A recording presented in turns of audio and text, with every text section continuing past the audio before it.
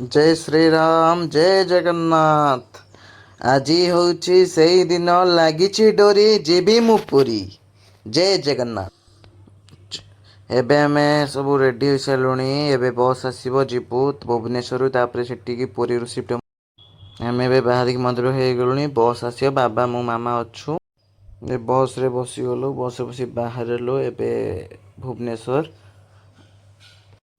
ଏବେ ଆମେ ଏଇଟା ଦେଖନ୍ତୁ ପାହାଡ଼ଟା କେତେ ସୁନ୍ଦର ଭାବରେ ଦେଖାଯାଉଛି। ଏଟା ହେଉଛି ଆମ ପାଣିକୋଇଲି ପରେ ପରେ ଯେଉଁ କୁଆଖିଆ ବୋଧ ହୁଏ ଏଇଟା। ଆମେ ଏବେ ଭୁବନେଶ୍ୱରରେ ପହଞ୍ଚିକି ରାପିଡ଼ୋ ବୁକିଂ କରିକି ଯାଉଛୁ ରୁମ୍କୁ। ରୁମ୍ରେ ରହିବୁ, ରହିକି ସେଠି ତାପରେ 4ଟା ବେଳକୁ ବାହାରିବୁ ଆମେ ପୁରୀ। ଗାଇସ୍ ଦେଖନ୍ତୁ ଆଜି ଗୁରୁବାର ବୋଲି ମାମା କିଛି ଖାଉନି, ମାନେ ଜଗନ୍ନାଥ ପ୍ରସାଦ ଅଛି। ଗାଇସ୍ ଏବେ ଆମେ 4ଟା ବେଳ ହେଲା, ଆମେ ବାହାରିଲୁ ଏବେ ପୁରୀ। ଦେଖନ୍ତୁ କାର୍ ଯାଉଛୁ ପୁରୀ ଆଉ 55। ଗାଇସ୍ ଦେଖନ୍ତୁ ଏଠି ଗୋଟେ ବୃଦ୍ଧ ତିଆରି ହେଇଥିଲେ ବାଲିରେ, ଏବେ କିନ୍ତୁ ବର୍ଷାରେ ସେଠି ଧୋଇଗଲାଣି। ଦେଖନ୍ତୁ ପଥର ମୂର୍ତ୍ତି। ଏବେ ଆମେ ପିପିଲିର ପବିତ୍ର ଯେଉଁଠିକି ଚାନ୍ଦୁଆ ତିଆରି ତା ପାରି। ଫାଇନାଲି ୱେଲକମ୍ ପୁରୀ ଆସିଗଲା। ଆଉ ଅଳ୍ପ ବାଟ ପୁରୀ, ଆଉ 42 କିଲୋମିଟର, ତାପରେ ଯାଇକି ପହଞ୍ଚିବୁ, ଜଗା ଦର୍ଶନ କରିବୁ। ଜୟ ଜଗନ୍ନାଥ। ଜଗନ୍ନାଥଙ୍କ ସ୍ଥାନ ବହୁତ ସୁନ୍ଦର ଲାଗୁଛି ଗଲାବେଳକୁ ଜଗନ୍ନାଥ ପୁରୀକୁ, ବହୁତ ସୁନ୍ଦର। ଏବେ ଆମେ ବାଟମଙ୍ଗଳାଙ୍କ ମନ୍ଦିର ପାଖରେ ହେଇଗଲୁ। ଦେଖନ୍ତୁ ମା ବାଟମଙ୍ଗଳାଙ୍କ ବହୁତ ସୁନ୍ଦର ଦର୍ଶନ। ବାଟମଙ୍ଗଳାଙ୍କୁ ଦର୍ଶନ କରି ଗଲେ କାଳେ ମୁଁ ଶୁଣିଛି ପୁରୀ ଦର୍ଶନ କାଳେ ଶୁଭ ହୁଏ। ଦେଖନ୍ତୁ ମାଙ୍କ ମନ୍ଦିର, ବହୁତ କିଛି ଗାଡ଼ି ଏଠି ରହି ପୂଜା ହେଉଛି। ଆମ ଗାଡ଼ି ବି ପୂଜା ହେଲା। ଦେଖନ୍ତୁ ମାଙ୍କର କେତେ ସୁନ୍ଦର। ସନ୍ଧ୍ୟାବେଳର ଆଳତି ବି ହେଉଛି। ମା ଏଠି ଗୋଟେ ଗାଡ଼ି ବି ପୂଜା ହେଉଛି, ନୂଆ ଗାଡ଼ି ଏଠି, କାରଣ ଏଠି ମାଙ୍କୁ ପୂଜା। ଦେଖନ୍ତୁ ପୁରୀର ଗରୁଡ଼ ଯେଉଁ ହୋଇଛି। ତାପରେ ଏଠି ମାଉସୀ ମା ମନ୍ଦିର ପାଖରେ ହେଇଗଲୁଣି ଆମେ। ଦେଖନ୍ତୁ ଏଇଟା ହେଉଛି ଗୁଣ୍ଡିଚା ମନ୍ଦିରକୁ ରାସ୍ତା, ଯେଉଁଠିକି ରଥ ଯାଇକି ରୁହେ। 9 ଦିନ ପାଇଁ ଜଗନ୍ନାଥ ବଳଭଦ୍ର ରୁହନ୍ତି। ଫାଇନାଲି ଆମେ ଆସିକି ଜଗାର ପାଖରେ ପହଞ୍ଚି ଗଲୁ। ଆଉ ବହୁତ କମ୍ ବାଟ ଜଗାର ଦର୍ଶନ। ଦେଖନ୍ତୁ ଶ୍ରୀମନ୍ଦିର,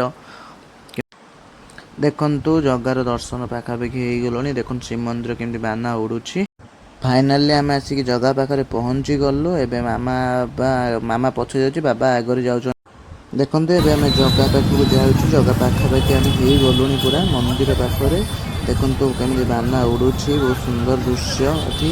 ଦେଖନ୍ତୁ ମାମା ବା ଆଗେ ଆଗେ ଯାଉଛନ୍ତି, ମୁଁ ପଛରେ ଯାଉଛି। ଦେଖନ୍ତୁ ଏଇଟା ହେଉଛି ଆମେ ଯେଉଁ କୌଣସି କି ବଜାର କୁହନ୍ତି ନା। ଦେଖନ୍ତୁ ରଥ କଳା, ରଥ ତିଆରି ହେଉଛି ଏ ଜାଗାରେ। ଗାଇସ୍ ଦେଖନ୍ତୁ ଏଇଟା ହେଉଛି ଜଗାର ରଥ। ରଥ କାମ ବହୁତ କିଛି ସରିଲାଣି। ଆଗରେ ରଥ ରହିଛି। ଜଗା ଭାଇ ଭଉଣୀ 3 ଜଣଙ୍କ ରଥ ଏଠି ରହିଛି। ଏଠି ରଥ କାମ ବି ଚାଲିଛି ସନ୍ଧ୍ୟାବେଳରେ। ଗାଇସ୍ ଦେଖନ୍ତୁ ଏଟା ହେଉଛି ନରେନ୍ଦ୍ର ପୋଖରୀ, ଯେଉଁଠିକି ଜଗନ୍ନାଥ ଚାପ ଖେଳିବା ପାଇଁ ଆସନ୍ତି ଶୀତଳାଷ୍ଟମୀରେ।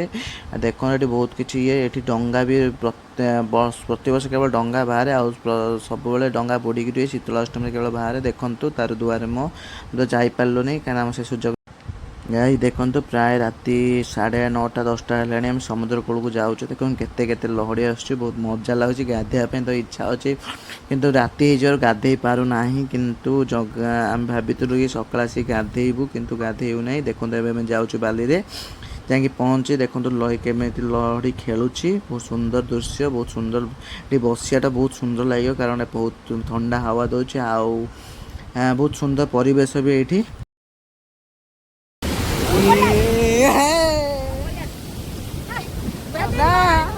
ଜମା ଜମା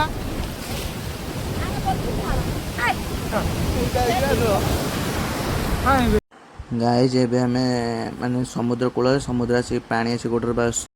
ଗାଇସ୍ ଦେଖନ୍ତୁ ଏବେ ରାତି ହେଇଯିବାରୁ ବହୁତ କିଛି ଦୋକାନ ବନ୍ଦ ହେଲା, କେବଳ ଆଇଁଷ ଦୋକାନ ଖୋଲା ରହି।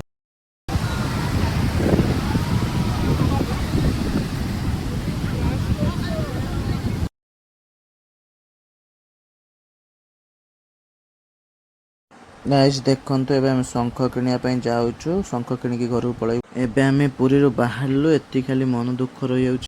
ବେଡ଼ି ହନୁମାନଙ୍କ ପାଖକୁ ଆମେ ଯାଇପାରିଲୁନି, କାରଣ ବହୁତ ଡେରି ହେଇଗଲା, ରାତିରେ ବନ୍ଦ ହେଇଗଲା। ସେଥିପାଇଁ ଏବେ ଜଗା ଦର୍ଶନ କମ୍ପ୍ଲିଟ୍, ଜଗାକୁ ଛାଡ଼ିକି ଯାଉଛୁ।